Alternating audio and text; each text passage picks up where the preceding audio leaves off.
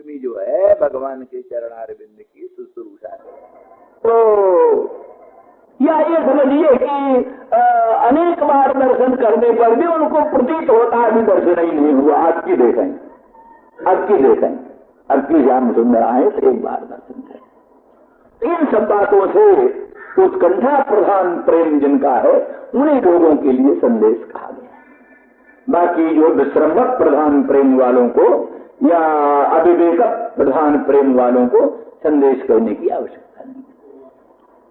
इस तरह से भगवान कृष्ण ने ब्रज की अवस्था का वर्णन करके और फिर इसका सूरदास आदिकों ने बड़ा विस्तार किया है, पत्रिका लिखी है। भगवान श्री कृष्ण ने गोपांगना जनों के लिए पत्रिका, अपने माता पिता नंद बाबा यशोदा को भी पत्रिका लिखी है, गोपांगनाओं को पत्रिका लिखी है और राधा रानी को भी पत्रिका लिखी है। और कुब्जा ने भी पत्रिका लिखी।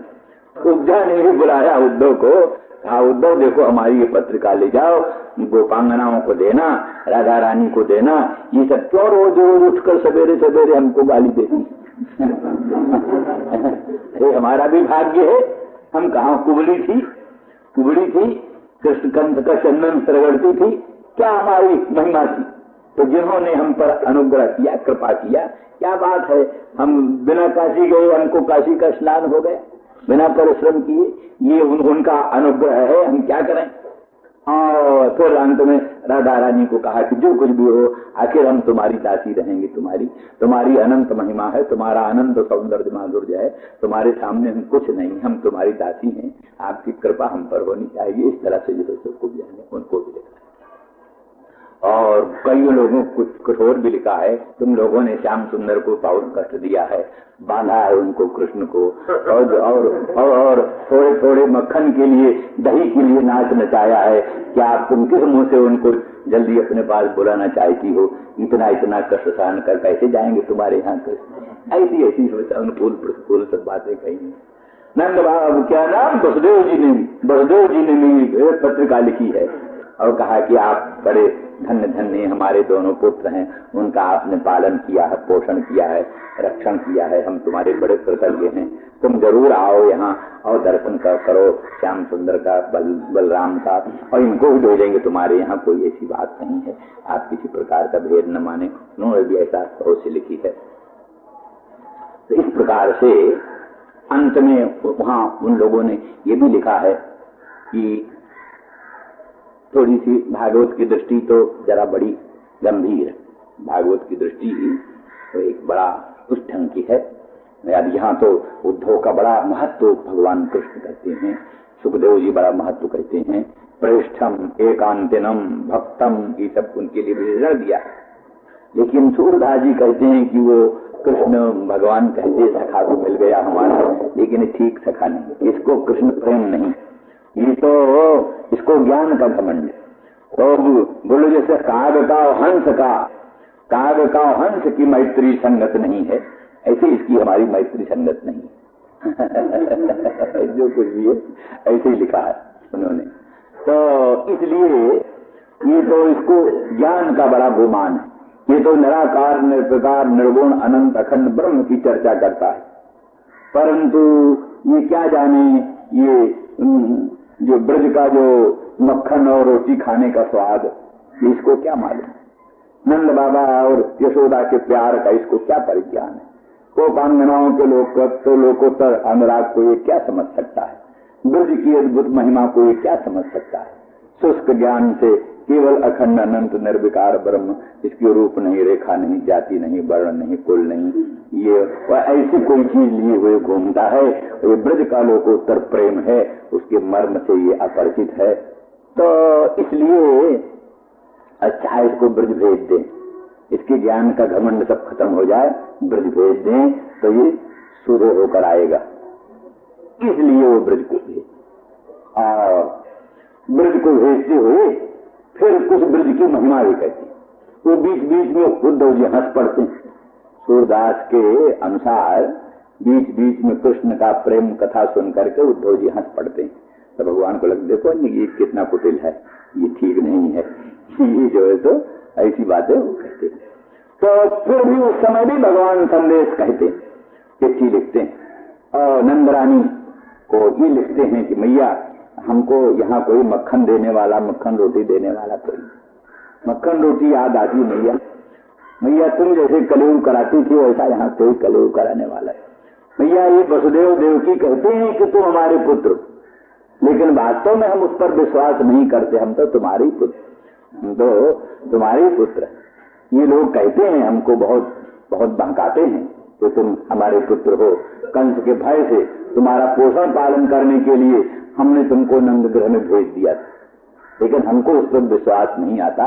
मैया हम तो समझते हम तुम्हारे ही पुत्र हैं, तुम्हारी रहेंगे मैया, थोड़ा सा काम करके और एकदम हम तुम्हारे पास चले आएंगे। इस तरह उद्धव से कहते, उद्धव हाँ एक बात है, गोपांगनाओं ने अपना सर्वस्व अर्पण हमको कर दिया, अपना मन बुद्धि चित्त अहंकार अंतरात्मा सब कुछ अर्पण कर दिया, तो उसके बदले में ब्याज के रूप में जैसे किसी ने अपना सब धन किसी धनवान मालिक के यहाँ अर्पित कर दे, तो वो मालिक उस धन के ब्याज रूप में कुछ जीवन निर्वाह के लिए देता रहता है, ब्याज के रूप में, ब्याज में सूद। तो ऐसे गोपांगनाओं ने अपना सर्वस्व अर्पण कर दिया, अंतरात्मा अंतःकरण प्राण धन सब कुछ, उसके ब्याज में हमने उनको सालों की मुक्ति देना चाहा, नहीं लिया। सामीप्य मुक्ति देना चाहा, नहीं लिया। सारूप्य मुक्ति देना चाहा, नहीं लिया। तीन मुक्ति मैंने देना चाहा, नहीं लिया। तो दो भैया साधु जो मुक्ति तो ज्ञान से होती, तुम बड़े ज्ञानी, तुम्हारा जैसा ज्ञानी कोई है नहीं, तुम जाकर उनको ज्ञानोपदेश कर दो, अगर वो साधु जो मुक्ति ले लें तो हम तुम्हारी मथुरा में रहेंगे। अगर उन्होंने कहीं उसको भी अस्वीकृत कर दिया, ज्ञान द्वारा प्राप्त होने वाली साजुज्य मुक्ति को भी अगर उन्होंने अस्वीकृत कर दिया, तो उद्धव मैं सत्य कहता हूं, सब तुम्हारा मथुरा उथुरा छोड़ करके जा करके ब्रज में मैं तो गाय चराऊंगा और गोपांगनाओं के साथ, ये सब सूरदास जी ने लिखा, केवल वहां गाय चराऊंगा, ब्रज में रहूंगा, ये तुम्हारा राजपाट सब तुम्हारे जिम्मे तुम जानते। हाँ अगर वो तुम्हारा ज्ञान ले करके साधु जी स्वीकार कर ले, ठीक है फिर यहां रहूंगा। इस तरह से बहुत प्रकार का संदेश। ये भी कहा भैया मेरी बांसुरी की सुरक्षा रखना, मेरा श्रृंग, मेरे खिलौने, मैं बहुत जल्दी आऊंगा, मेरे खिलौने सुरक्षित रखना, मेरी बांसुरी सुरक्षित रखना। भैया कहीं देर सवेर राधा आकर मेरी बांसुरी न उठा ले जाए, तुम पूरी सुरक्षा रखना मेरी बांसुरी की। इस प्रकार से बड़े विश्रम पैदा करने वाले, विश्वास पैदा करने वाले कि मेरा लाला बहुत जल्दी आएगा, शीघ्र आएगा, घबराने की बात। इस प्रकार का संदेश लिखित भी दिया, कहा भी, और बार बार उसमें लिखा है कि उद्धव को भगवान ने अपना भूषण पहनाया था, अपना अलंकार पहनाया, अपना वस्त्र पहनाया, पीतांबर, अपने रथ दिया, अपने घोड़े दिए, पूरा श्री कृष्ण अपना स्वरूप बनाकर, अपना वेश बनाकर, अपना ही सा बना करके उद्धव को ब्रज में भेजा। तो उद्धव जो है सो भागवत के अनुसार भगवान का भर्ता, भगवान भर्तुरादेश मादाय, भर्ता का आदेश, अपने स्वामी भगवान कृष्ण का आदेश। सूरदास जी भक्त हैं, जो कुछ कहें सब मान है, स्वरूपधारी है, लेकिन भागवत की दृष्टि से वास्तव में उद्धव ज्ञान गुमानी नहीं थे, ज्ञान का उनको कोई घमंड नहीं था। सच्चा ज्ञान होने पर घमंड होता ही नहीं, जब तक सच्चा ज्ञान नहीं होता तभी तक घमंड रहता है। ज्ञान मान जहाँ एको नहीं, ज्ञान वही होता है जहाँ मान नहीं। जो सारे विश्व को ब्रह्म जानता है वो कैसे मान करेगा, किससे मान करेगा। सकलमिदम अहंच वासुदेव सकलमिदम तुरहंच, मैं सेवक सचराचर रूप रास भगवंत, सारा चराचर भगवान का रूप है जो मानता है, तो किससे अपने को श्रेष्ठ मानेगा, गुमान कैसे करेगा, घमंड कैसे करेगा, बन नहीं। और उद्धव तो परम भक्त हैं, भगवान के प्रेष्ठ हैं, एकांती भक्त हैं। एकांती भक्त का ही अर्थ किया गया कि जो सब छोड़ करके, इतने पर भी अन्याश्रय को परम त्याग करके, अन्याश्रयता को पूर्ण परित्याग करके सर्वतोभावेन गाढ़ प्रेम से भगवान को भजे, उसका नाम एकांती भक्त है। पारिभाषिक शब्द है एकांती। एकांती अनन्य, अनन्य को एकांती कहते। अनन्य अनन्य यस्य भगवद व्यतिरिक्ता अन्यः न विद्यते यस्य स अनन्यः। भगवान को छोड़ करके अन्य कोई जिसके है ही नहीं, एकमात्र भगवान को ही सर्वस्व मानता है, भगवत भिन्न कोई पदार्थ देखता ही नहीं, वो अनन्य। तो भगवान का अनन्य भक्त, एकांती भक्त, श्रेष्ठ भक्त, और इसलिए भगवान ने उद्धव को भेजा। और ज्ञान कहना भी भगवान को अनभीष्ट नहीं था, ज्ञान बताना गोपांगनाओं को या माता पिता को अत्यंत अभीष्ट था भगवान, क्योंकि उसी ज्ञान के सहारे इतने तीव्र विप्रयोगजन तीव्र ताप को सहन कर सकना संभव हो। कई लोगों का तो ये ज्ञान प्रेम कम करता, लेकिन जो उच्च कोटि के भगवत भक्त हैं वो विप्रयोगजन तीव्र ताप में झुलसे जाते हैं, उनके लिए थोड़ा भगवान की व्यापकता का ज्ञान, सर्वांतरता का ज्ञान, सर्वेश्वरता का ज्ञान वो उनके मन में ढांढस बनाता है, धैर्य बनाता है। तो वो प्रीति का, भक्ति का बाधक नहीं है, उसमें कोई बाधा नहीं पहुंचाता, किंतु उल्टा एक आश्वासन देता है, प्राण किसी तरह से सुरक्षित रहें, जिससे भगवान का ध्यान बढ़ाते चले। वो हमने कहा ही कई बार कि प्रेमी लोग भी, कई लोग ये मानते हैं जो विप्रयोगजन तीव्र ताप में जल्दी प्राण त्याग कर देता है वो तो समझो पलायन कर जाता है, प्रेम मार्ग से, युद्ध से पलायन कर गया, भाग गए। इसीलिए दृष्टांत कहा करते हैं, हम क्या वो हित हरिवंश महाप्रभु ने अपने ग्रंथों में लिखा है, हित हरिवंश ने, कि वो उसका चक्रवाकी चक्रवाक का प्रेम, चकवी चकवा का प्रेम, चकवी चकवा दोनों बड़े प्रेमी, चकवी चकवा दोनों बड़े प्रेमी हैं। तो उनको चकवी चकवा का मजाक बनाती हुई सारस पत्नी लक्ष्मणा बोलती। सारस पक्षी होते हैं धान के खेतों में, आजकल बहुत दिखाई देते हैं, तालाबों में सफेद ऊंचे, बड़े ऊंचे दो पक्षी साथ साथ रहते हैं, सारस। एक उसमें मादा का नाम है लक्ष्मणा और उसका नाम सारस है।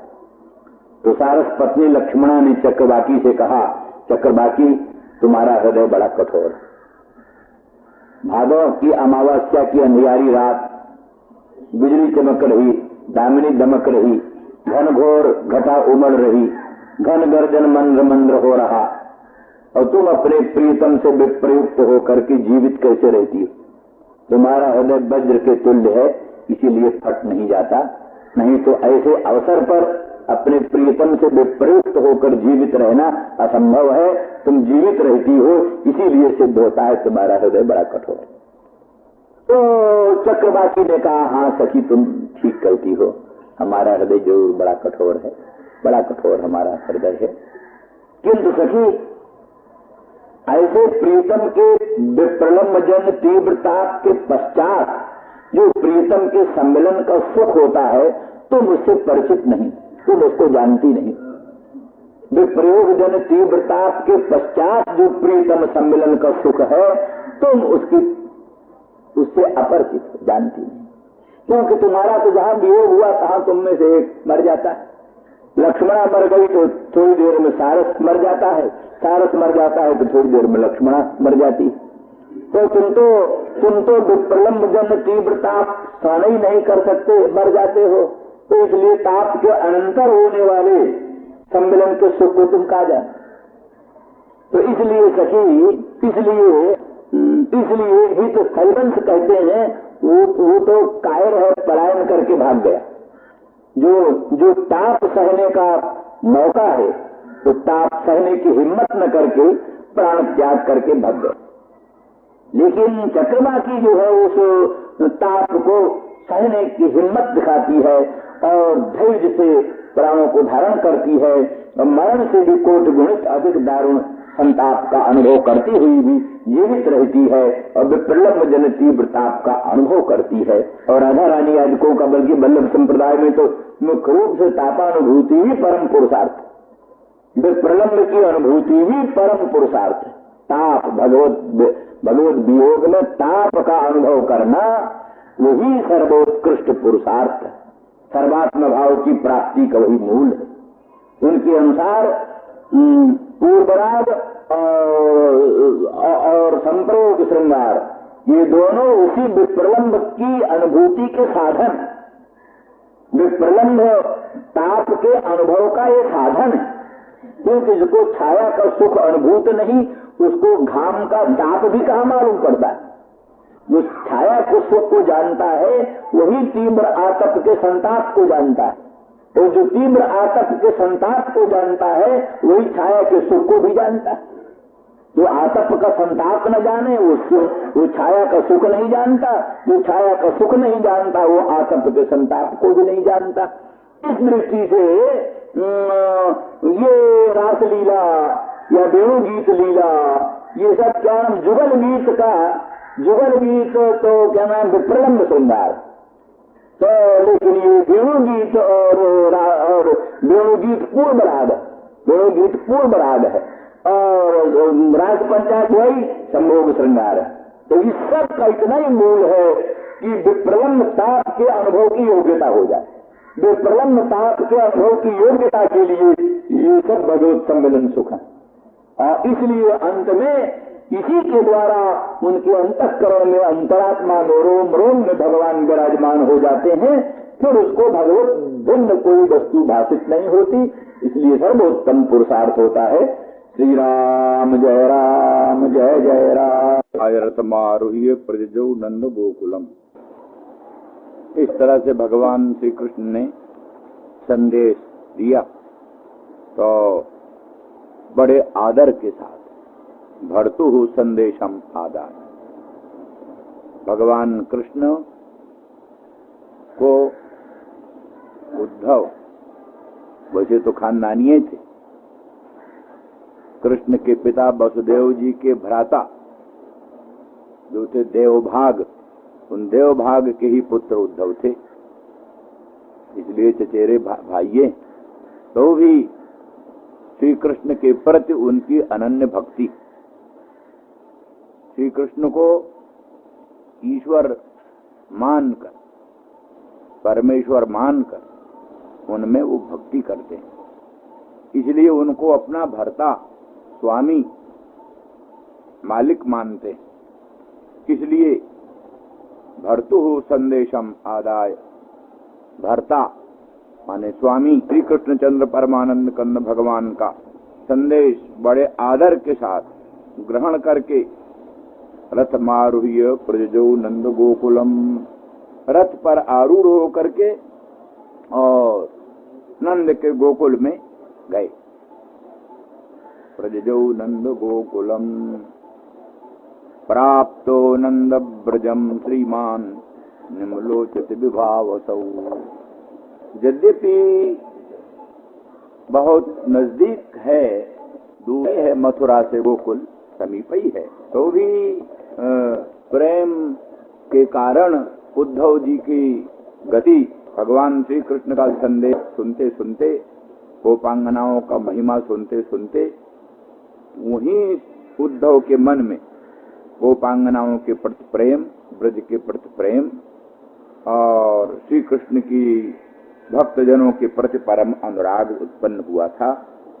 तो चलने में, पदाती चलने में विलंब होगा और प्रेम विह्वल होने के कारण पहुंचने में देरी होगी, इसलिए भगवान ने रथ दिया। और ये भी बतलाया कि भगवान ने अपना ही भूषण अलंकार पहनाकर और अपना ही रथ देकर और रथ को देख करके ही लोगों को ये प्रतीति हो मानो श्री कृष्ण भगवान ही आ गए, ऐसी बुद्धि लोगों को हो। इस दृष्टि से सब गोकुल का परम आकर्षण होने के लिए अपने ही वेशभूषा में, अपने ही रथ के द्वारा भगवान ने उद्धव को भेजा। तो प्राप्तो नंद ब्रजम श्रीमान, नंद के ब्रज में पहुंच गए। कब पहुंचे? बोले निम्बलोचत विभावसौ, सूर्य नारायण के अस्तंगत होते होते, सूर्य नारायण अस्ताचल को चल रहे थे, उसी समय निम्बलोचत विभावसौ, विभावसु माने सूर्य नारायण। छन्न जान प्रविशताम, और कहते प्रविशताम पशुनाम खुर रेणु भी छन्न जाना, जो गाय आदि, गाय बछड़े आदि पशु हैं, वे सायंकाल के समय ब्रज में प्रवेश कर रहे हैं। वन से आए, अरण्य से आए चर करके, सायंकाल गाय बछड़े बत्तख सभी वन में घास आदि चर करके और गोकुल में प्रवेश कर रहे हैं। गोकुल में प्रवेश करने वाले गायों बछड़ों के जो खुरों से उत्पन्न रेणु, उस रेणु के द्वारा उनका रथ जो है वो आच्छन्न हो, छिपा हुआ। माने किसी को सहसा ये ज्ञान नहीं हुआ कि कोई रथ आ रहा। एक तो सूर्य अस्ताचल को चले गए थे, अंधेरा हो चला था, और दूसरे पशुओं के खुरों से उत्पन्न रेणुओं के द्वारा नभोमंडल व्याप्त हो रहा था, उसमें भी रथ आच्छन्न होने के कारण लोगों को सहसा विज्ञान नहीं हुआ। छन्न जान प्रविशताम पशूनाम खुर रेणु भी। ब्रज की शोभा स्वाभाविक रूप से वासितार्थे विजुद्धिर्नादितम सुस्मिभिर्वृषै धावंती भिश्च बासराधि रूधो भारई स्वभक्तकान। विश्वनाथ चक्रवर्ती यहाँ कहते हैं कि यद्यपि भगवान श्री कृष्णचंद्र परमानंद कंद के वियोग से सारा ब्रज संतप्त और किसी में किसी प्रकार का उत्साह नहीं, हर्ष नहीं, अतएव वैसी शोभा भी नहीं, तो भी भगवान श्री कृष्णचंद्र ने अपने परम भक्त उद्धव को अपने दिव्य धाम ब्रज की शोभा अनुभव कराने के लिए जो श्री कृष्ण विप्रयोग प्रकाश है, श्री कृष्ण के वियोग का जो प्रकाश है, उसको आवृत कर दिया। माने श्री कृष्ण के वियोग में जो ब्रज की दशा है, उस दशा को आवृत करके, छिपा करके, श्री कृष्ण के संयोग में जो ब्रज का प्रकाश होता था, उस प्रकाश को दिखलाया। श्री कृष्ण के संयोग में जो ब्रज का प्रकाश होता था, उसी प्रकाश को दिखाया। इसलिए प्रत्येक ब्रजवासियों में ऐसा उत्साह उत्पन्न कर दिया। ये तो सभी आस्तिक मानते हैं कि प्राणियों की संपूर्ण चेष्टाएं अंतर्जामी की प्रेरणा से प्रभावित होती।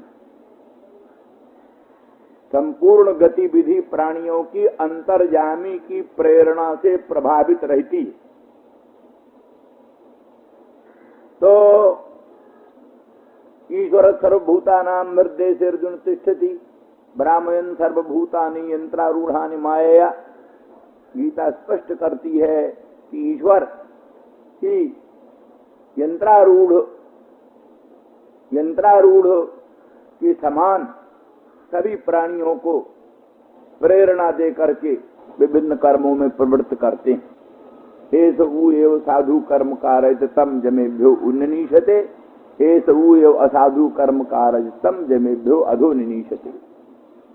भगवान की प्रेरणा से ही प्राणी सत्कर्म करके ऊर्ध्व लोकों में जाता है, भगवान की ही प्रेरणा से प्राणी असत कर्म करके निकृष्ट लोकों में जाता है।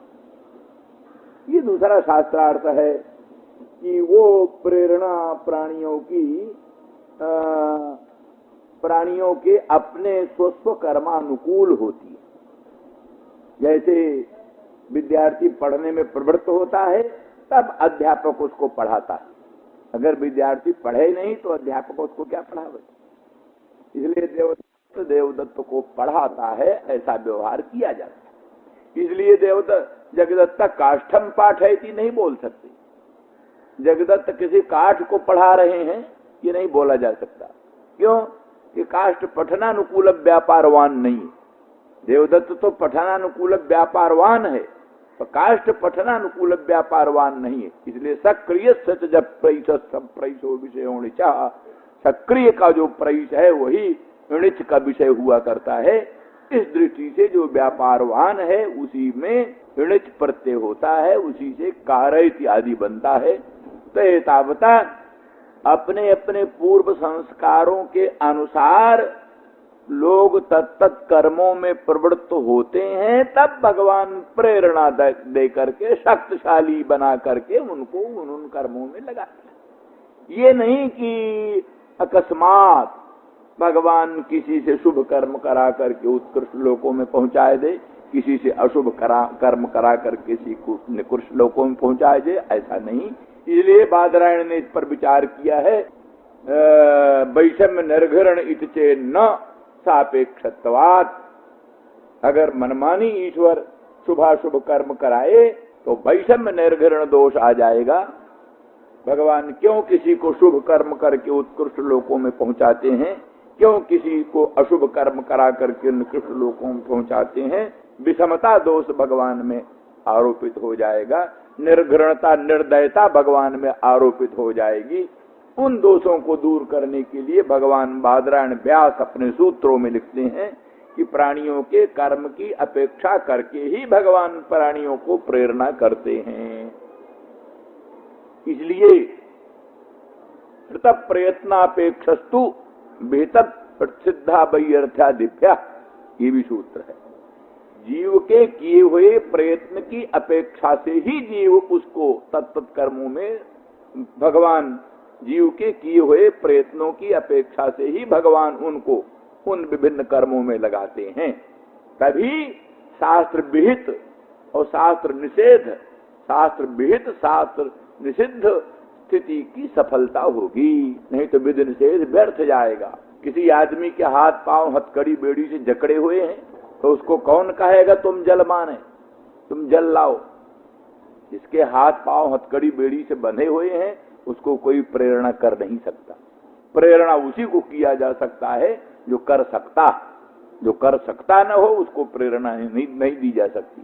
जब प्राणी शुभ कर्म में प्रवृत्त हो सकता है, अशुभ कर्म से निवृत्त हो सकता है, तब उसके लिए प्रेरणा सार्थक, तब उसके लिए विधि और निषेध सार्थक।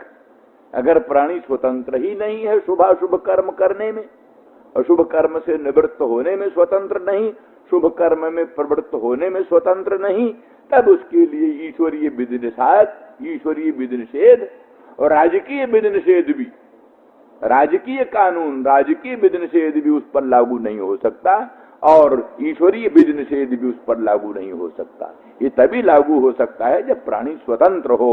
बुरे कर्म से हटने में, अच्छे कर्म में प्रवृत्त होने में प्राणी स्वतंत्र हो, तभी उसके लिए प्रेरणा हो सकती है। किंतु यहाँ तो दूसरी स्थिति है। यहाँ तो ये सब ब्रजभक्त भगवान के परम कृपा पात्र हैं और यहाँ ऐसा कोई शुभाशुभ कर्म का कोई प्रसंग भी नहीं है। ये तो केवल मात्र इस दृष्टि से कि अपने परम भक्त उद्धव को ब्रज की, जो कि भगवान का दिव्य धाम है, ब्रज धाम भगवान का दिव्य धाम है, जिसके ध्यान करने से प्राणी का कल्याण होता है। ब्रज का ध्यान किया जाता है, वृंदावन धाम का ध्यान किया जाता है, वहां के गोवर्धन आद्री का ध्ययन किया जाता है, कृष्ण सरोवर, कृष्ण कुंड, राधा कुंड का ध्यान किया जाता है, प्रेम सरोवर का ध्यान किया जाता है। ये सब ध्येय वस्तु, जैसे जैसे भगवान ध्येय हैं जैसे भगवान का नाम ध्येय है, रूप ध्येय है, लीला ध्येय है, धाम ध्येय।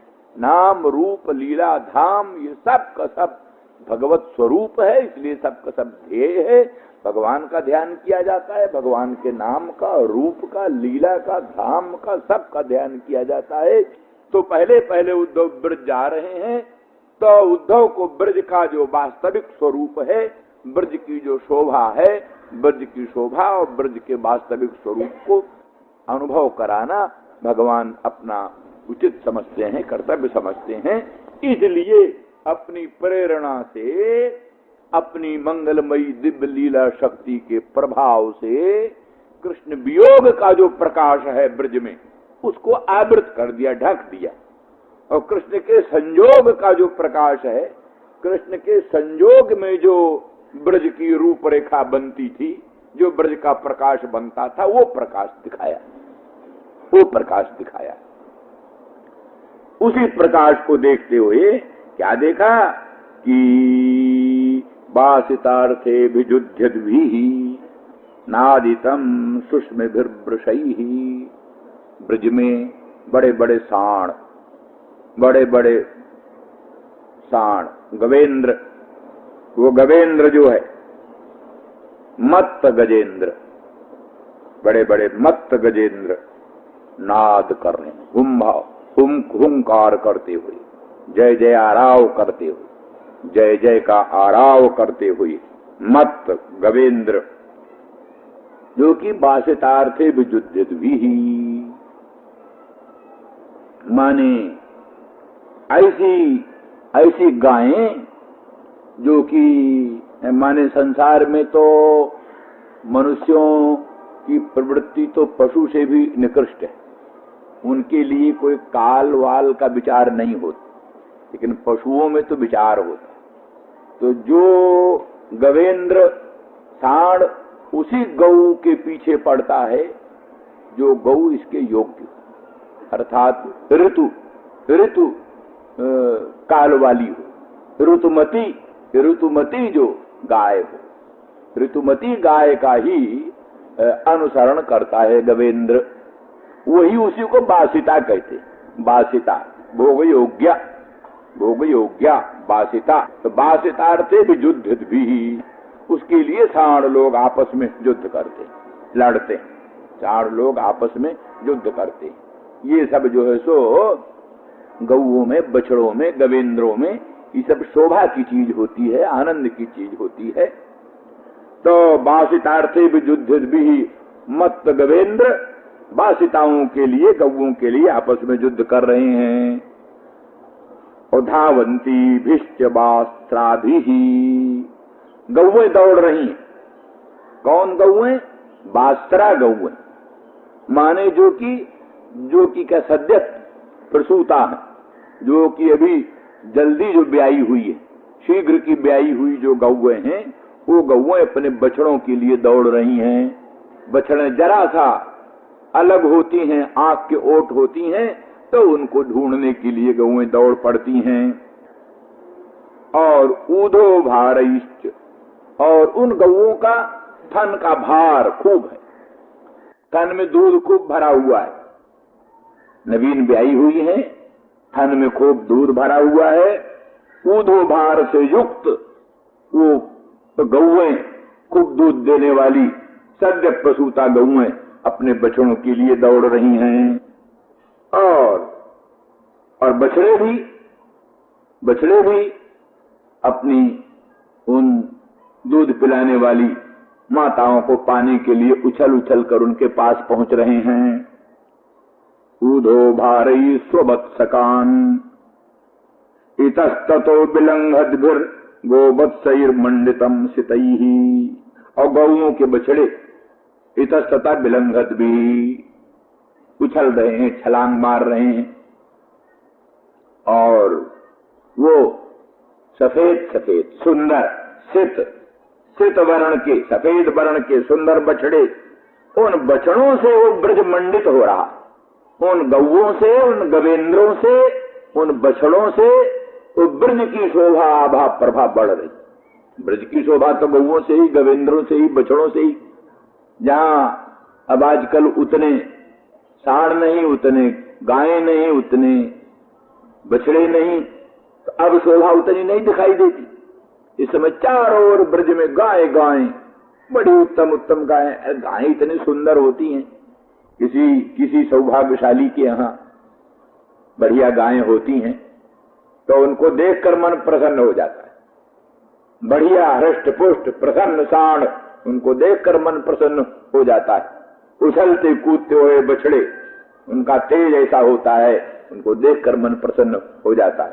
इसीलिए कहा जाता है कि भैंस का दूध पीने वाला भैंस का जो बच्चा है वो बड़ा आलसी, बड़े धीरे धीरे चलता है, बोलता भी नहीं।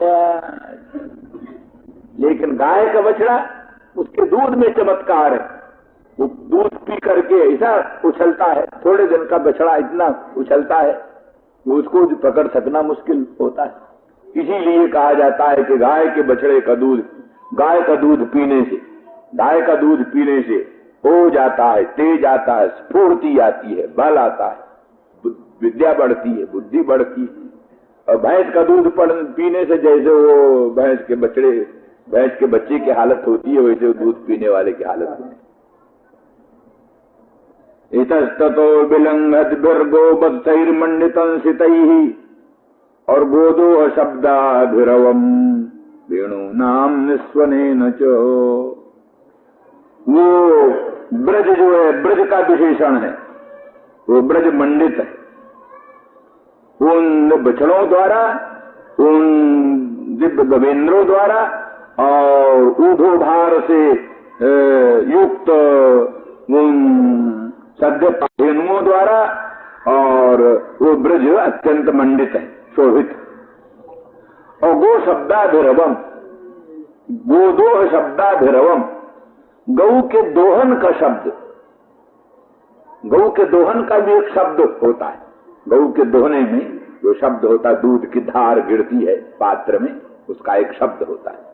तो जहां एक दो गौ दुही जाती होता है साधारण शब्द होता है, जहां लाखों गायें दुही जा रही हैं, एक गाय, दो गाय, 10 गाय नहीं, हजारों लाखों गायें जहां दुही जा रही हैं, तहां उनका कितना बड़ा शब्द होगा। तो गोदोहन का जो सुंदर राव है, निनाद है, गोदोहन का जो राव है, निनाद है, उसका गोदोह का अभिराव है, जिसमें ऐसा ब्रज, गोदोह शब्दाभिरवम, गोदोह के शब्द का अभिरव है, जिस ब्रज में ऐसा ब्रज में, या नंदगोकुल में, नंदगोकुलम का विशेषण है, नंदगोकुलम ब्रजम उद्धवा जयऊ। नंदगोकुल जो है ब्रज, उसमें उद्धव गए। वो कैसा नंदगोकुल है कि ऐसे ऐसे गवेंद्रों से, बछड़ों से, गायों से मंडित है, और गोदोहन के शब्द का अभिनव हो रहा है, जिसमें चारों तरफ गोदोहन के शब्द का नाद हो रहा, गोदोहन के शब्द का अभिराव हो रहा है चारों तरफ, जिसमें ऐसा गोकुल। और वेणु नान चो, वहां वेणु भी बजाई जा रही। ग्वाल बाल जो गायों के पीछे हैं, बछड़ों के पीछे हैं, वो वेणु नाद कर रहे हैं। श्री कृष्ण से सब सीख रखा था। वेणु वाद्य उरुधा निज शिक्षा, वहां लिखा है युगल गीत में माने परंपरा, हर एक वादन की परंपरा होती, तबला के बजाने की परंपरा, वीणा बजाने की परंपरा, और ऐसे ही विभिन्न प्रकार के वाद्य गीत आदिकों की परंपराएं होती। तो परंपरा से भी वेणुनाद कृष्ण ने सीखा है।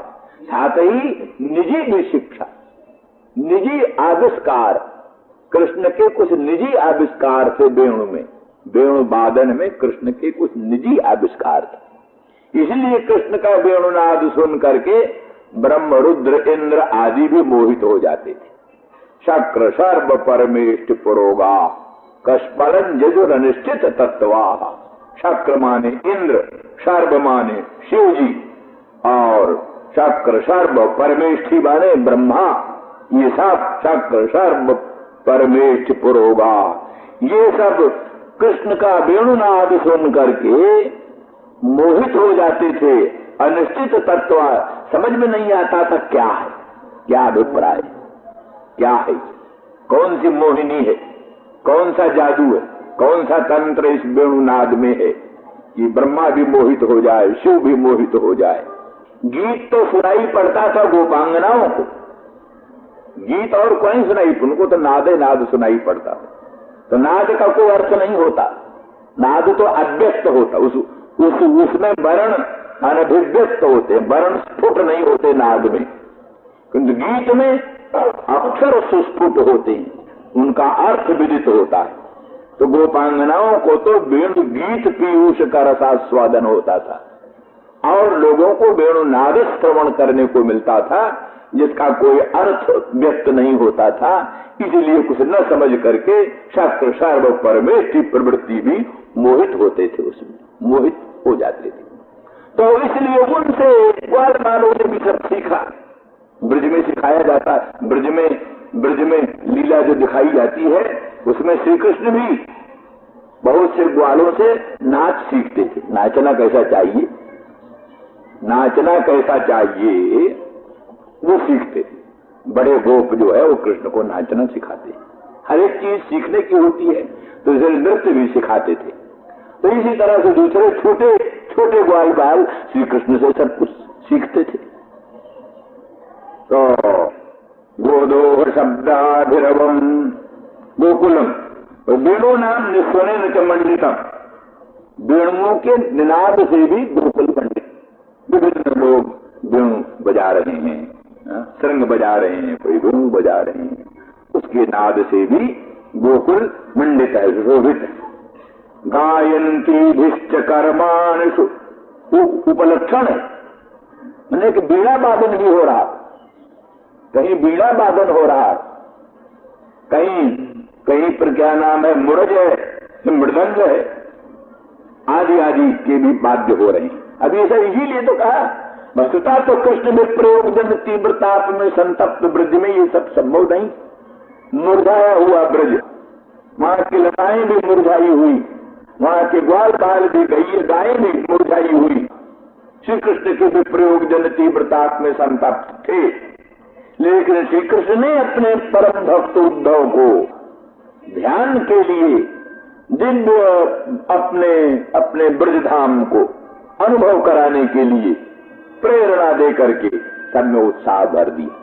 कृष्ण की प्रेरणा से ये सब उत्साह आ गया, ग्वाल बाल वेणु बजाने लग गए, मृदंग बजाने लग गए, गोपांगना वीणा बजाने लग गई, वीणा वादन पूर्वक गायंती भिश्च कर्मान सुधान बल कृष्ण, बलराम और कृष्णचंद्र के, श्री बलराम और श्री कृष्णचंद्र के जो मधुर मनोहर मंगलमय परम पवित्र चरित्र ब्रज में हुए, उन्हीं चरित्रों को गान कर रहे।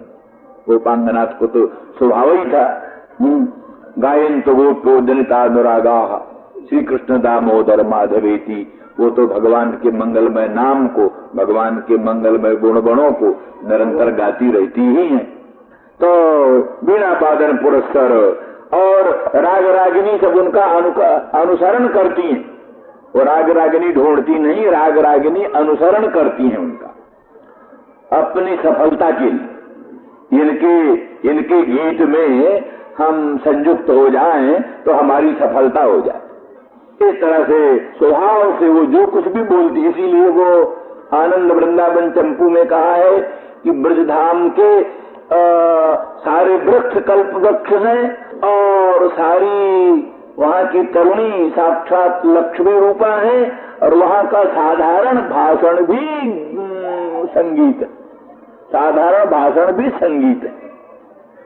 अब गोपी गीत है, असल में गोपियों ने रोया है, श्री कृष्ण के विप्रयोग जन तीव्र ताप में संतप्त होकर रोया है, पर राग रागिनियों ने साथ दे दिया, वो गीत बन गई, गोपी गीत बन गई।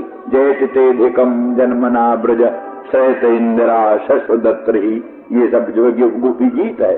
तो वास्तव में तो वो संतप्त होकर के कृष्ण से प्रार्थना कर रही हैं, रो रही हैं कृष्ण से, परंतु वो स्वभाव से ही राग रागिनी उनका अनुसरण करती हुई और वहां उनकी सेवा करती हैं, इसलिए सब गीत बन जाती। गायत्री भिष्ट कर्मान शुभान, बल कृष्णयो हो, बलराम और कृष्ण के परम शुभ चरित्रों को गायन कर रही जो गोपांगनाएं हैं, वो गोपांगनाओं से भी गोकुलम मंडितम, गोकुलम मंडितम का विशेषण, वेणु नाम निस्वनेन मंडितम, और धावंती भी बासराधि मंडितम, धावत भी उल्लंघत भी क्या नाम बसई ही मंडितम, इन सब से गोकुल मंडित है। और ऐसे श्री कृष्ण और बलराम के मंगलमय गुण गणों को गान करती हुई, वीणा वादन करती हुई गोपांगनाओं के द्वारा भी गोकुल मंडितम, गोकुल मंडित। इतने नहीं कहते स्वलंकृता भी, स्वलंकृता फिर गोपी गोपीर फिर गोपैश्च सुविराजितम, गोपियां स्वलंकृत सुंदर अलंकार युक्त दिव्य भूषण वसन अलंकार को धारण कर रखा है। श्री कृष्ण प्रेरणा से उद्धव को दिव्य ब्रज का धाम दिखाने की दृष्टि से तो स्वभाव से ही नाना प्रकार के भूषण वसन अलंकारों से अलंकृत गोपांगनाओं के द्वारा और श्री कृष्ण के मंगलमय गुण गणों को गान करती हुई गोपांगनाओं के द्वारा गोकुलम मंडितम, नंद गोकुलम मंडितम। इसी तरह से कहते स्वलंकृत और गोपैश्च, गोप भी सब स्वलंकृत दिव्य अलंकारों से अलंकृत भूषण वसन धारण किए हुए दिव्य अलंकारों से अलंकृत हैं वो भी। अथवा ये समझ लीजिए कि वो कई चीजें ऐसी होती हैं कि किसी का स्वाभाविक शोभा आभा प्रभा भी अलंकार के रूप में होता है। कई बहुत भूषण वसन अलंकार धारण करें तो भी वो कोई शोभा आभा प्रभा नहीं व्यक्त होती, और कई लोगों का ये स्वाभाविक स्थिति होती है बिना भूषण वसन अलंकार के भी वो अत्यंत अलंकृत जैसे होते। इतना भी भूषण वसन अलंकार धारण करो अगर रोवनी सूरत हो तो क्या करेगी वो भूषण वसन अलंकार, क्या करेगी? इस तरह से अथवा वो जो हमने कहा कल की बात कि कृष्ण का क्या नाम ब्रज का प्रेम तीन प्रकार का, उत्कंठा प्रधान, विश्रंभ प्रधान और अविवेक प्रधान, तीन प्रकार का ब्रज का प्रेम है। तो ये जो विप्रयोग जन तीव्रताप की अनुभूति ये ज्यादा उत्कंठा प्रधान गोपांगनाओं को है। उत्कंठा प्रधान जो गोपांगना और उत्कंठा प्रधान जो नंद यशोदा प्रभृति, इन्हीं में कृष्ण विप्रयोग का रूप दिखाई देता है।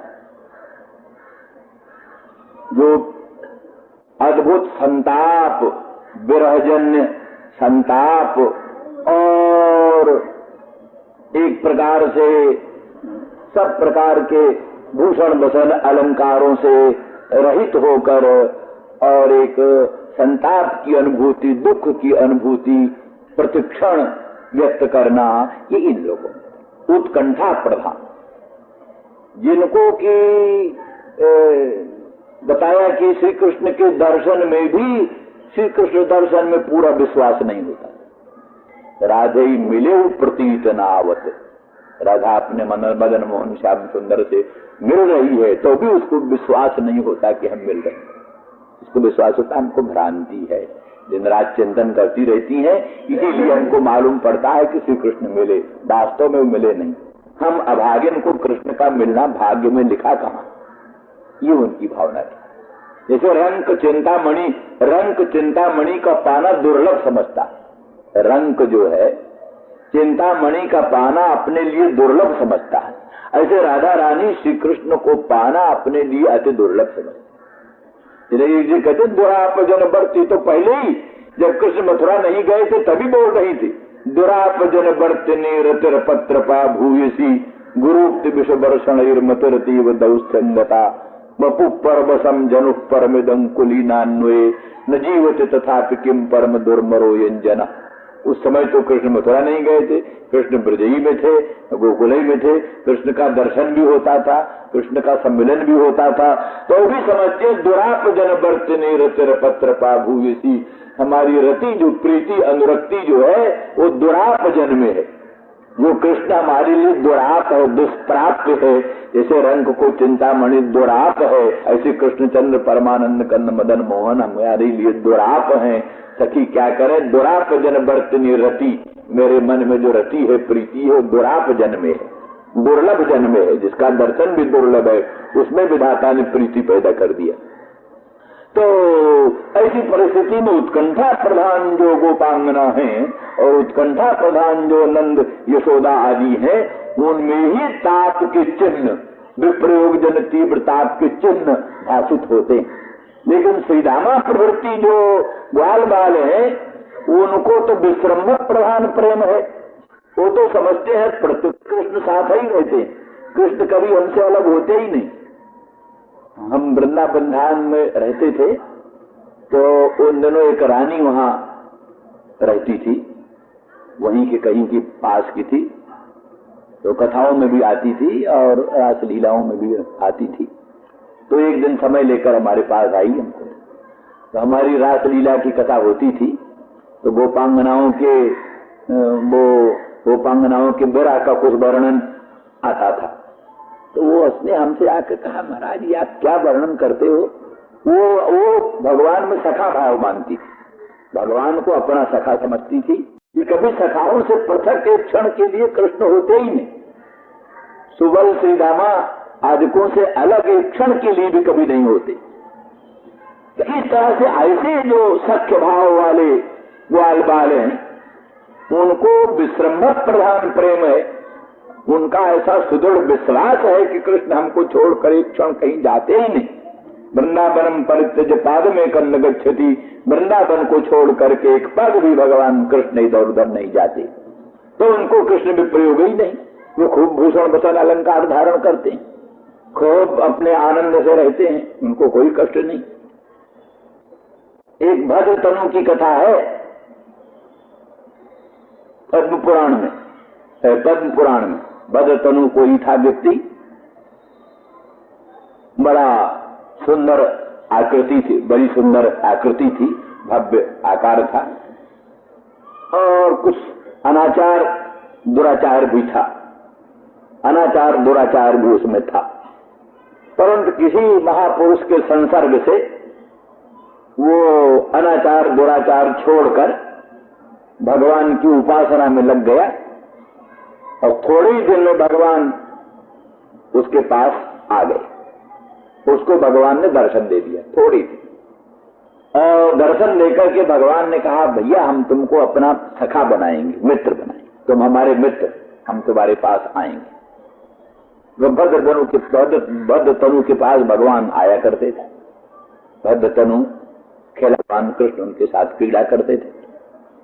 तो भगवान ने अनुभव किया कि ये भद्र तनु दिनों दिन दुबला हो रहा, दुर्बल हो रहा। भगवान ने पूछा, भद्र तनु तुम दुर्बल क्यों हो रहे, क्या बात? कुछ खाने को नहीं मिलता, दूध नहीं मिलता, मक्खन नहीं मिलता, क्या बात, दुबले क्यों बताओ?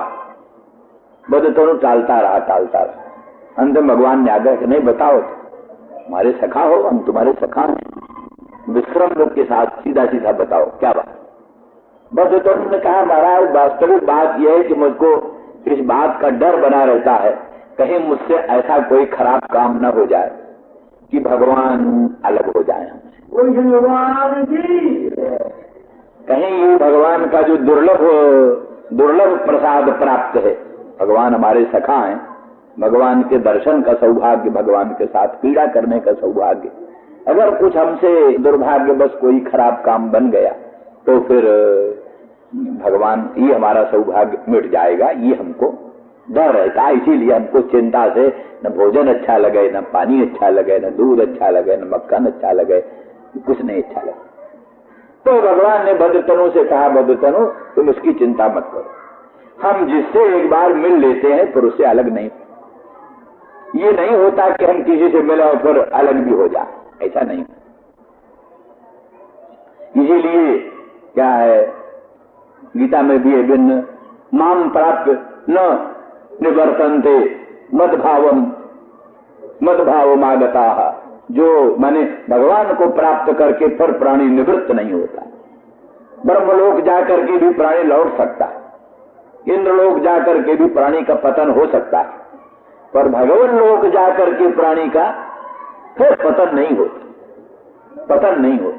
इसलिए बद्धतनु, हम जिसको अपनाते हैं फिर उसको छोड़ते नहीं। बहुत से वचन है जिसमें स्पष्ट है कि भगवान को प्राप्त करके प्राणी की फिर पुनरावृत्ति नहीं। तो भगवान ने कहा तुम्हें चिंता मत करो। इसलिए कहते हैं, कोई किसी गोपांगना के यहाँ भगवान श्री कृष्ण गए और उनके पांवों में नूपुर थे, घुंघरू थे, वो कुछ बजते। तो उसने कहा, श्याम सुंदर है, आपके पांव में घुंघरू हैं, ये बजते हैं। तो जग जाते हैं लोग, लोगों को मालूम हो जाता है, इसलिए तुम घुंघरू को निकाल दो ना। तो भगवान ने कहा, तो सखी तुम ही निकाल दो। तो वो सखी घुंघरू निकालने लगी। तो दूसरी गोपी कहती, अरे सखी तू क्या करती है पगली, ये क्या पागलपन का काम करती? जो घुंघरू भगवान के चरणों में आ गए हैं, तुम उनको भगवान के चरणों से पृथक कर रही हो। इसे प्रभु को आदत पड़ जाएगी कि जो इनके चरणों में आए वो तो हट भी सकता। तो ये आदत तू क्यों पैदा कर रही?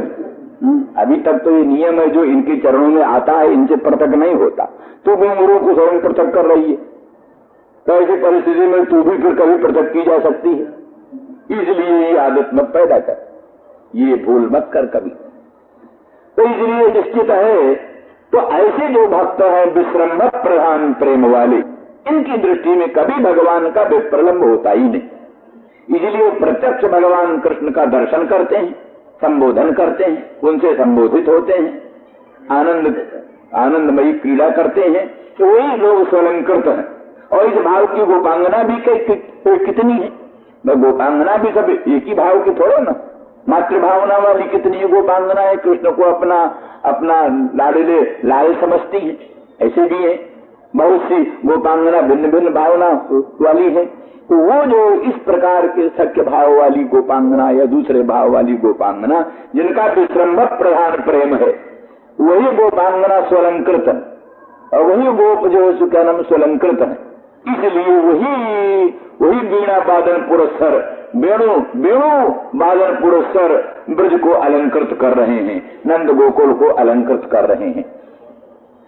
और साथ ही वो जो गायें हैं, बछड़े हैं, ये तो उनमें तो कृष्ण का स्थायी भाव का अर्थ वही होता है, जैसा कि हमने कई बार कहा है, स्थायी भाव मन जैसे द्रवीभूत लाह में कोई रंग डाल दे तो रंग का स्थायी भाव बन जाता है।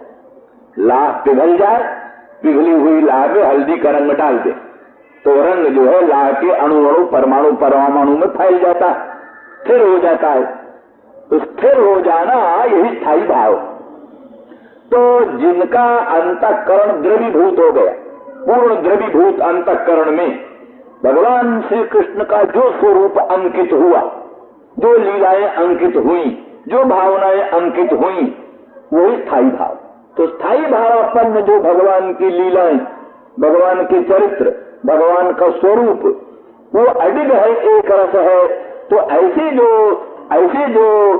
श्री कृष्ण लीलाओं का स्थायी भाव जिनके अंतःकरण में उद्भूत है, श्री कृष्ण के स्वरूप का, श्री कृष्ण के चरित्र का स्थायी भाव जिनके अंतःकरण में उद्भूत है, उनके लिए वही रूप दिखाई दे रहा, दूसरे रूप कभी दिखाई नहीं देता। इसका वर्णन किया है मधुसूदन सरस्वती ने कि कुछ भक्त ऐसे हैं तो सारे विश्व को कृष्ण रूप में देखते हैं, सारा विश्व कृष्ण। भूतानि भगवत्यात्मन नेश भागवतोत्तम सर्वभूतेषु यः पश्येत् भगवद भावमात्मनि भूतानि भगवत्यात्मन नेश भागवतोत्तम।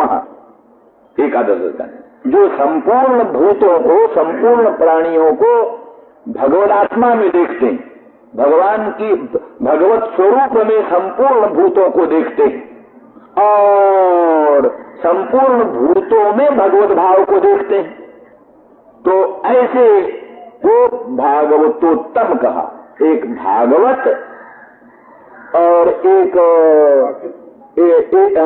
प्राकृत भागवत और एक मध्यम भागवत और एक भागवतोत्तम। तो भागवतोत्तमों का ये लक्षण। प्राकृत भक्त का लक्षण है जो कि केवल अर्चायामेव हरे, भगवान की तत्त मूर्तियों में ही भगवान की पूजा करता। न तद भक्तेषु चान्येषु सभक्ता प्राकृत स्मृता, और भगवान के भक्तों में प्रेम नहीं करता और दूसरों में प्रेम नहीं करता, केवल मूर्ति में ही प्रेम करता है, मूर्ति की पूजा करता है, उसी में तल्लीन रहता है। वो आरंभ काल का भक्त है, प्राकृत भक्त है, आरंभ का भक्त। प्रकृति आरंभा शास्त्रभाव प्राकृत भक्त है। और दूसरा भक्त जो है ईश्वरे तदधीने सु बालिशेषु तुसत्सुचो प्रेम मैत्री कृपोपेक्षा यह करोत समध्यमा, वो मध्यम भागवत है, क्योंकि ईश्वर में प्रेम करता है, ईश्वराधीन भक्तों में प्रेम, उनमें मैत्री करता है, ईश्वराधीन भक्तों में मैत्री रखता है, ईश्वर में भगवान में अनन्य प्रेम रखता है, भगवत भक्तों में मैत्री रखता है। और बालिश जो है मूर्ख लोग, उन पर अनुकंपा रखता है, कृपा रखता है, और जो शत्रु है उनकी उपेक्षा रखता है। ये मध्यम कोटि का भक्त है, भगवान में प्रेम, भगवत भक्तों में मैत्री और मूर्ख जनों में अनुग्रह और शत्रु जनों में उपेक्षा। तो और उत्तम भागवत कौन है? जो सारे विश्व को कृष्ण ही देखता है, जहां देखो कृष्ण ही कृष्ण है, कृष्ण को छोड़कर और कुछ नहीं। तो क्यों बना ऐसे? तो ऐसे बना जैसे कोई पानी की टंकी में कोई रंग डाल दिया, और रंग जो है, रंग से वो पानी की टंकी का पानी सब रंग गया। अब जहां जहां नलों द्वारा वो जल निकलेगा उसी रंग में निकलेगा, और अपने से संश्लिष्ट वस्तुओं को अपने रंग में रंग कर ही जो भी उस जल से संश्लिष्ट होगा उसी रंग में रंगा जाएगा। ये तो है दृष्टांत। यहाँ क्या है? अंतःकरण। अंतःकरण है सरोवर, महान सरोवर, और वही अंतःकरण भगवत प्रेम में पिघल गया, लाह की तरह अंतःकरण पिघल गया। लाह की तरह जो भगवत भक्त का अंतःकरण पिघल गया, उस पिघले हुए अंतःकरण में भगवत स्वरूप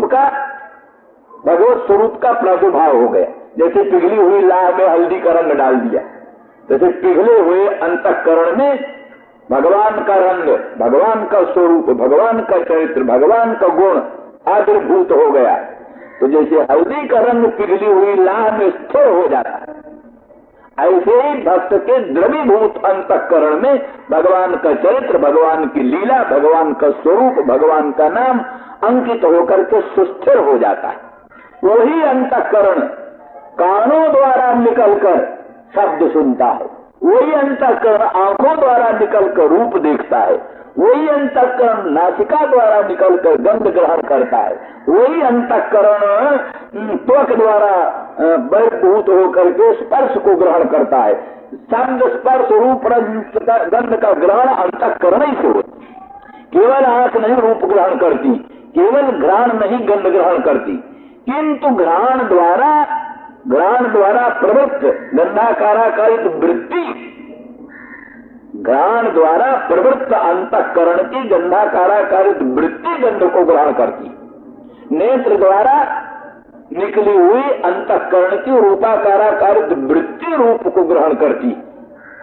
रसना द्वारा अंतःकरण की वृत्ति रसाकाराकारित होकर के रस को ग्रहण करती।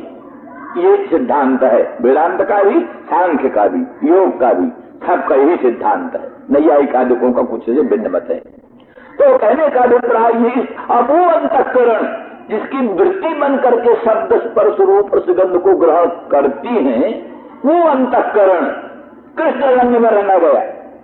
कृष्ण के रंग से वो अंतःकरण ही रंगा हुआ, इसलिए कृष्ण रंग से रंगे हुए अंतःकरण ही की वृत्ति अगर रूप को ग्रहण करती है तो कृष्ण रूप ही में ग्रहण करती है। कृष्ण रूप ही तो वो रंग जिसको छूता है अपने रंग से रंग लेता, वो रंग जो है जिसको छूता है अपने रंग से रंग लेता।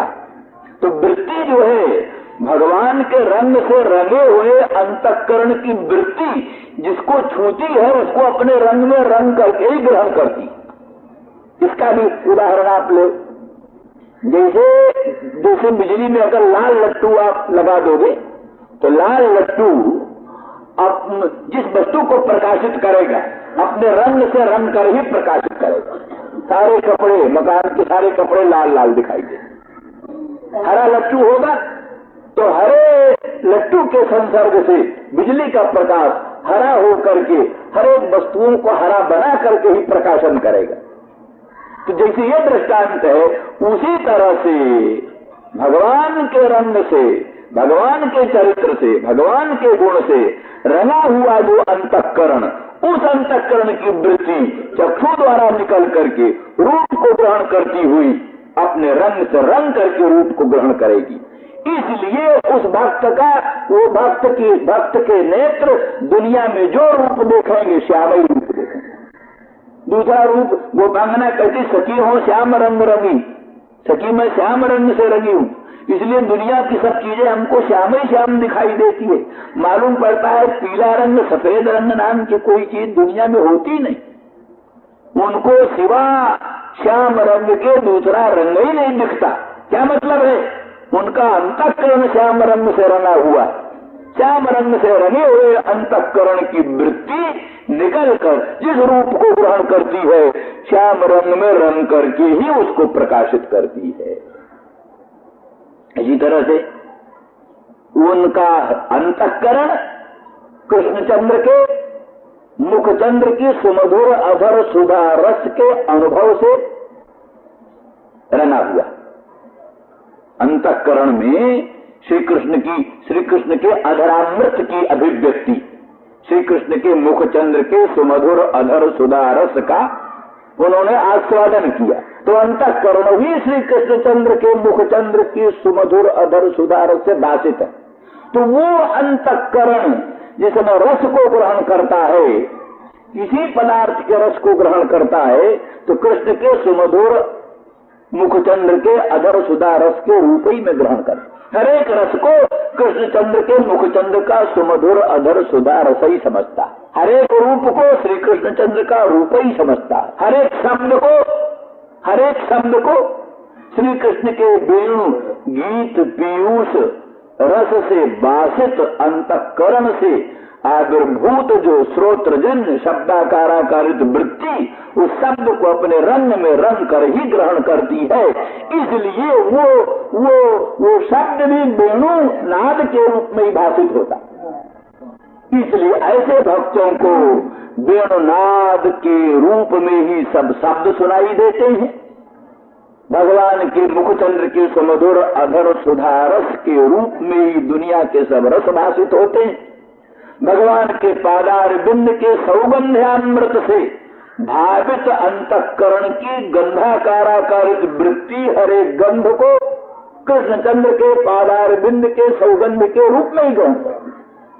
इस दृष्टि से सवै भागवतोत्तम, ये वो भागवतोत्तम है जो भगवान श्री कृष्ण के मुखचंद्र का दर्शन करते हैं, भगवान के पादार बिंद की नखमण चंद्रिका का दर्शन करते हैं, अंग अंग के दिव्य सौगंध्यामृत का रसास्वादन करते हैं, मुखचंद्र के सुमधुर अधर सुधा रस का समास्वादन करते हैं, वेणु गीत पीयूष रस का आस्वादन करते हैं, जिनके अंतःकरण भगवान के दिव्य गंध, दिव्य स्पर्श, दिव्य रूप, दिव्य रस के भावना से भावित है, भाषित है, उनका अंतःकरण श्रोत्र द्वारा, त्वक द्वारा, चक्षु द्वारा, घ्राण द्वारा तत्त विषयों को ग्रहण करता हुआ भगवान के दिव्य शब्द, दिव्य स्पर्श, दिव्य रूप, दिव्य गंध के रूप में ही तत्त वस्तु को ग्रहण करता। इन सब दृष्टियों से ये जो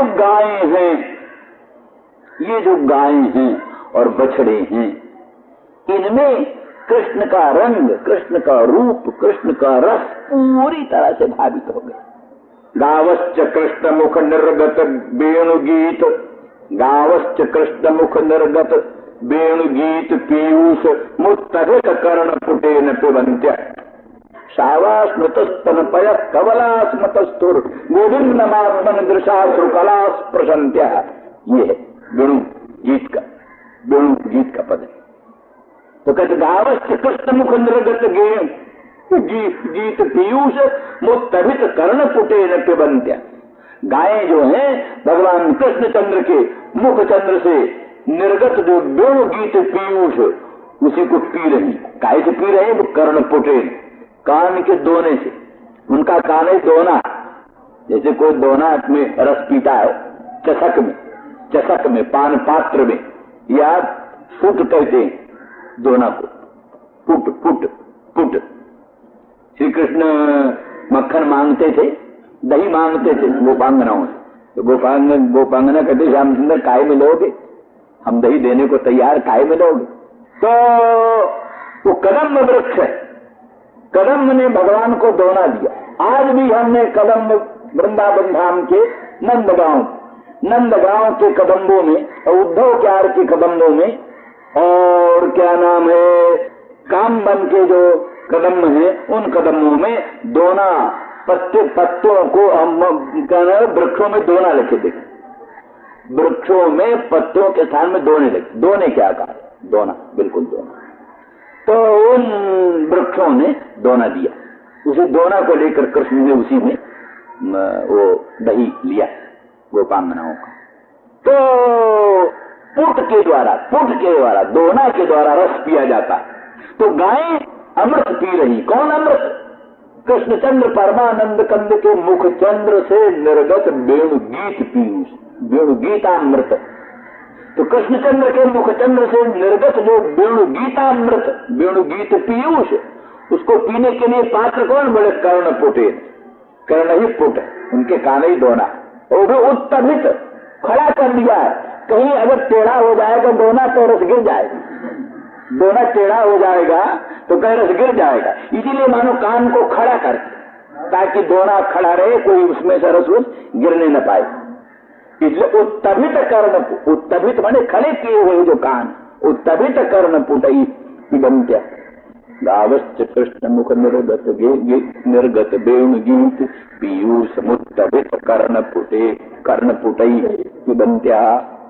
और शावा जो बछड़े हैं, बछड़े जो दूध पी रहे हैं, बछड़े दूध पी रहे, माता के थन को धक्का लगाया, मुंह से लगाते धक्का, बाजे का ऐसा धक्का लगाते गाय उठ पड़ती, ऐसे जोर से धक्का लगाते हैं कि गाय का पिछला भाग उठ पड़ता, ऐसा।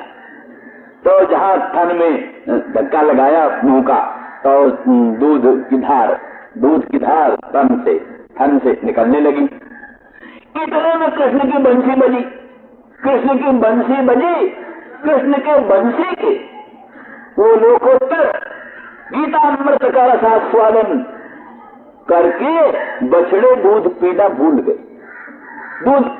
गए, तो मुंह में थन आ गया, उधर दूध की धारा चल पड़ी, पर इनको पीने की स्थिति नहीं रही, क्योंकि आखिर मुंह में ग्रास आए तो भी भीतर ले जाने के लिए प्रयास करना पड़ता है। कोई महान परमहंस हो, उसके मुंह में भी कोई लड्डू दे दो तो वो भीतर जाने के लिए गलना अनुकूल व्यापार उस परमहंस को करना पड़ता। तो इसलिए इन बछड़ों के मुख में गऊ के थनों से अखंड दुग्ध धारा तो चल रही है, लेकिन उसको भीतर ले जाने की क्रिया भूल गई। वो तो कृष्णचंद्र के मुखचंद्र से निर्गत वेणु गीत पीयूष रस आस्वादन में तल्लीन हो गए, और वो जो दूध को भीतर ले जाने के घूंटने की क्रिया है वो उनकी हुई नहीं। तो उनके मुख से गायों के थनों से दूध निकल रहा है, बछड़ों के मुंह में आ रहा है, और मुंह से निकल करके वृंदावन धाम में फैल रहा है। सावास्मृतस्तनपय कवलास्मतस्तु, जो स्तनपय उसका कवल जिनके मुख में है, अर्थात उसको भीतर नहीं ले जा सके, कवलास्मतस्तु शावा, सावास्नुतस्तन पय कवलास्मतस्तु क्यों बोले गोविंदमात्मन दृशा शुकला स्पृशंत्य। आत्मन भीतर प्रकट गोविंद, वो बंशी के द्वारा कृष्ण उनके भीतर पहुंच गए, बंशी के द्वारा कृष्ण उनके भीतर पहुंच गए। क्योंकि वो वेणुगीत पीयूष क्या है? कृष्ण के स्वरूप का सार सर्वस्व, कृष्णचंद्र के स्वरूप का सार सर्वस्व है। क्योंकि अधर सुधा की बड़ी महिमा हमने खूब वर्णन किया है। देव भोग्या अधर सुधा, भगवत भोग्या अधर सुधा, सर्वा भोग्या अधर सुधा, ये सब जो है सो वल्लभाचार्य के सिद्धांत हैं। उन पंक्तियों को लगाने वाले लोग बहुत कम, तो बड़े बड़े सांप्रदायिक लोग, समझदार लोग जानते हैं उसको। तो कहने का अभिप्राय ये है कि वो कृष्ण की अधर सुधा क्या है? कृष्ण के स्वरूप का सार सर्वस्व।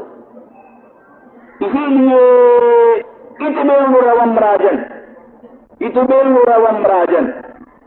कौन है वेणुरवम? उसकी पहले कहा तद वर्णय तुम्हारा स्मरंत कृष्ण चेष्टितम, वेणु गीत का वर्णन आरंभ किया और कृष्ण के लीलाओं को स्मरण करते हुए प्रेम में विह्वल हो गई, इसलिए वर्णन करने में असमर्थ हो गई।